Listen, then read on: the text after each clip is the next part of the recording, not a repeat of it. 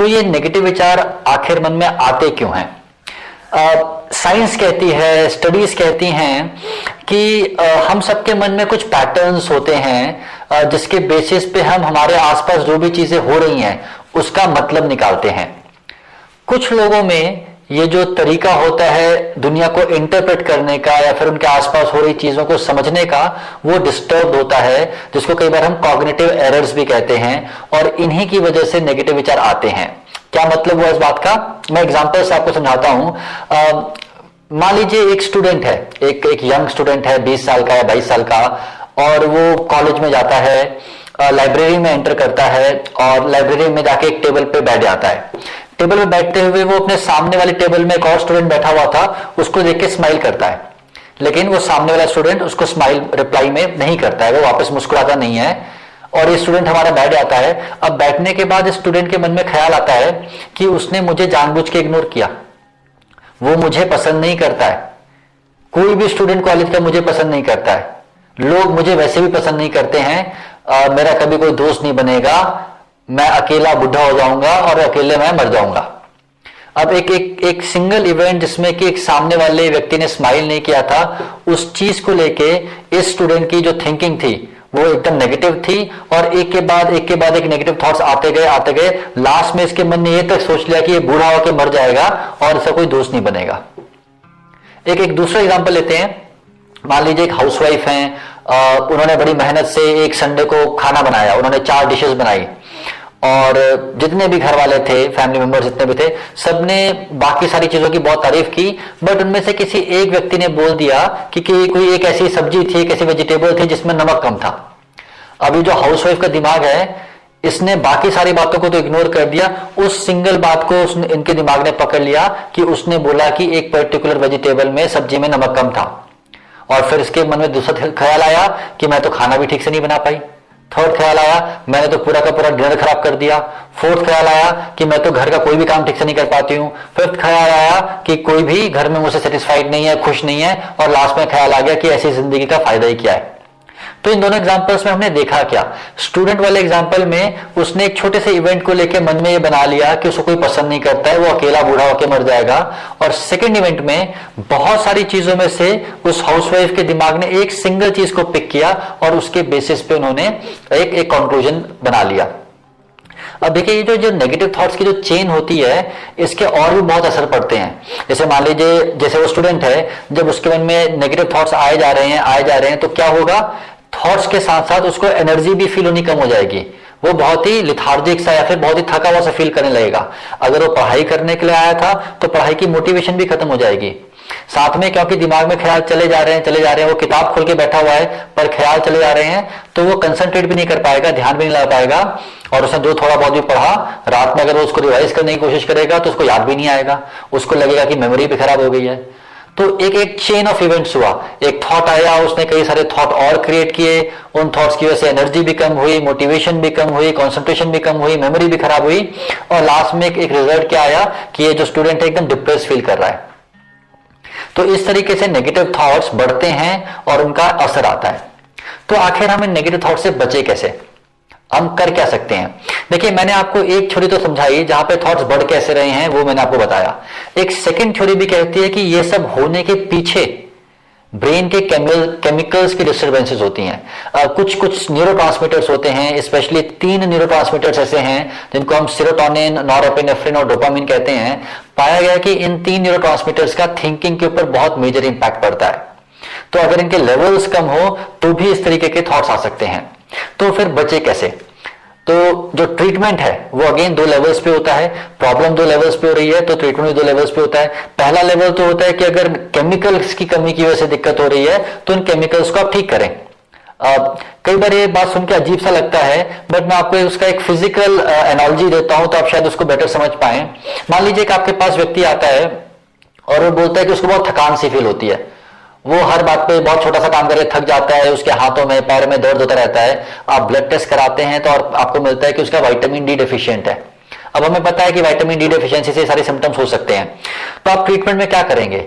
आप केमिकल्स ठीक करेंगे, विटामिन डी कम है तो विटामिन डी देंगे, और साथ में आप उसको ये भी बोलेंगे कि थोड़ी एक्सरसाइज क्या करिए, थोड़ा बाहर जिम जाया करिए, थोड़ा रनिंग किया करिए। तो आप दोनों लेवल्स पे ट्रीटमेंट कर रहे हैं, एक एक केमिकल लेवल पे भी ट्रीटमेंट कर रहे हैं और एक नेचुरल ट्रीटमेंट भी कर रहे हैं जो कि वो खुद कर सकते हैं। वैसे ही ये जो नेगेटिव थिंकिंग की तकलीफ है, इसमें भी अगर न्यूरोट्रांसमीटर्स की दिक्कत लग रही है तो उनके लेवल्स भी ठीक करने हैं और कुछ चीजें ऐसी भी करनी है जो कि पेशेंट खुद से कर सकते हैं। तो अब हम बात करते हैं कि पेशेंट या फिर पेशेंट ना भी हो, नॉर्मल व्यक्ति अगर उसको इस टाइप के थॉट्स आ रहे हैं वो कर क्या सकता है। इन नेगेटिव थॉट्स को डील करने का सबसे पहला स्टेप होता है इनको पहचानना। हम लोगों में से जिन लोगों को नेगेटिव थॉट्स ज्यादा आते हैं उनको इन थॉट्स की इतनी आदत सी पड़ चुकी होती है कि वो इस बात को पहचान भी नहीं पाते कि नेगेटिव थॉट्स आ रहे हैं या नहीं आ रहे हैं, वो उनके लिए एक यूजुअल चीज हो चुकी होती है। और रिसर्च भी ऐसा कहता है कि थॉट्स को पहचानना थोड़ा मुश्किल होता है, इमोशंस को पहचानना थोड़ा आसान होता है। तो आमतौर पे होता है क्या है, नेगेटिव थॉट्स आने के बाद आप थोड़ा सा उदास फील करते हैं, सैड फील करते हैं या फिर डिप्रेस फील करते हैं, तो आप अपने थॉट्स को तो नहीं पहचान पाएंगे बट आप अपने मूड को पहचान जाएंगे। तो तरीका ये होता है कि आपको जब भी फील हो कि आप खराब फील कर रहे हैं या सैड फील कर रहे हैं या डिप्रेस फील कर रहे हैं, आप उस टाइम से थोड़ा पहले के वक्त में जाके देखिए कि मेरे मन में ख्याल आया क्या था। जैसे कि वो जो कॉलेज का स्टूडेंट है, अभी वो लाइब्रेरी में बैठा सैड फील कर रहा है, वो अपने आप से सवाल पूछेगा कि अभी कुछ ऐसे पिछले 15 मिनट में ऐसा क्या हुआ कि मैं डिप्रेस फील करने लगा। तो उसको याद आएगा कि 15 मिनट पहले मैं आके बैठा था और मैंने उसको स्माइल किया था, उसने रिप्लाई में स्माइल बैक नहीं किया और वहां से नेगेटिव थॉट्स दिमाग में आने शुरू हुए। तो फिर आप अपने आप से पूछते हैं कि अच्छा ये जो नेगेटिव थॉट्स आ रहे थे वो क्या थे, और जवाब आएगा कि थॉट ये आया था कि मुझे कोई पसंद नहीं करता, कॉलेज का कोई स्टूडेंट पसंद नहीं करता, शायद दुनिया में भी कोई पसंद नहीं करता। अब आती है बात इनको काउंटर करने की। नेगेटिव थॉट्स आपके ब्रेन के बनाए हुए थॉट्स हैं और आपका ब्रेन ही उन थॉट्स को तोड़ सकता है या फिर काउंटर कर सकता है। और कैसे ये किया जाए, कुछ सवाल पूछ के अपने आप से। क्या है सवाल? पहला सवाल, मैं उसी स्टूडेंट का एग्जांपल लेता हूं, वो स्टूडेंट इन थॉट्स को कैसे कवर कर सकता है, कैसे इनको काउंटर कर सकता है।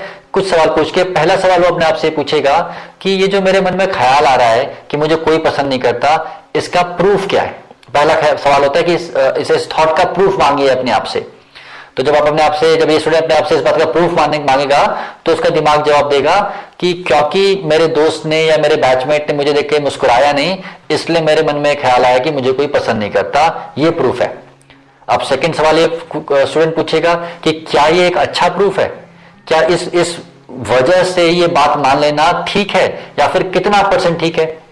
तो स्टूडेंट का दिमाग जवाब देगा कि सिर्फ इस बात से कि किसी ने मुस्कुराया नहीं ये मान लेना कि मेरे को कोई पसंद नहीं करता बहुत अच्छा रीजन तो नहीं है, शायद 20% बोल सकते हैं कि इसकी वजह से ये एविडेंस, ये कंक्लूजन निकाला जा सकता है, या फिर शायद 30% बोल सकते हैं।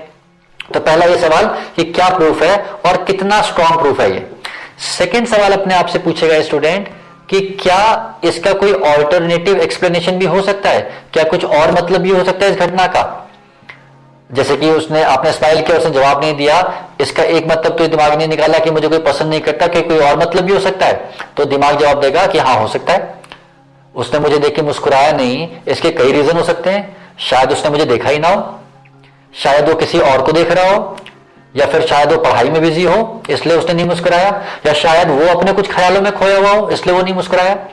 तो जब आप ऑल्टरनेटिव एक्सप्लेनेशन मांगते हैं अपने दिमाग से तो बहुत सारे और लॉजिकल आंसर्स दिमाग देने लगता है।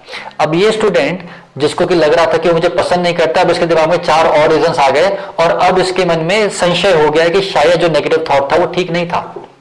थर्ड सवाल आप अपने आप से पूछते हैं, ये स्टूडेंट अपने आप से पूछता है कि ये सोचना कि वो मुझे पसंद नहीं करता है मेरी थिंकिंग को कैसे इंपैक्ट करेगा, मेरी थिंकिंग को कैसे बदलेगा। तो जवाब क्या आएगा कि अगर मैं ये सोचता हूं कि मुझे कोई पसंद नहीं करता है तो मेरे मन में और नेगेटिव थॉट्स आते हैं, मैं और एनर्जी लेस फील करता हूं, मेरी कंसंट्रेशन खराब होती है और मैं डिप्रेस फील करने लगता हूं। और चौथा सवाल ये पूछेगा ये स्टूडेंट अपने आप से कि अगर मैं ऑल्टरनेटिव्स पे जाऊं, वो जो बाकी लॉजिकल एक्सप्लेनेशंस हैं, अगर मेरे मन में वो आती तो मुझे कैसा फील होता। अगर ये स्टूडेंट ने जब उसको मुस्कुराया देखकर वो उसने रिप्लाई में मुस्कुराया नहीं और स्टूडेंट के मन में सिर्फ ये ख्याल आया होता कि शायद मुझे देखा नहीं या बिजी होगा, तो ये स्टूडेंट का मन कैसे रिएक्ट करता? कुछ भी रिएक्ट ना करता। स्टूडेंट का मन बोलता कि ठीक है हो सकता है बिजी हो, कोई फर्क नहीं पड़ता, पढ़ाई शुरू हो जाती। तो ये जो एक्सप्लेनेशन था इससे इसके माइंड पे कोई नेगेटिव इंपैक्ट ना पड़ता। और फिर लास्ट में अपने आप से पूछेंगे कि मुझे फिर क्या करना चाहिए, तो फिर जवाब ये आएगा शायद कि ऐसे ही किसी ख्याल को अपने मन में घर नहीं करने देना है, पहले जांच पड़ताल करनी है। तो ये जो एक्सरसाइज है छोटी सी, जिसको हम कई बार बोलते हैं challenging the negative automatic thoughts, ये आपके मन में जो बिना बात के नेगेटिव थॉट्स आ रहे हैं और जो बिना बात के नेगेटिव थॉट्स के आने की वजह से कॉन्सिक्वेंसेस हो रहे हैं, उससे आपको बचाने लगते हैं। तो ये एक बहुत ही अच्छा तरीका है जो कि काफी थेरेपी में भी काफी इस्तेमाल किया जाता है, और एक ऐसी चीज है जो कि आप अपने आप से भी कोशिश कर सकते हैं।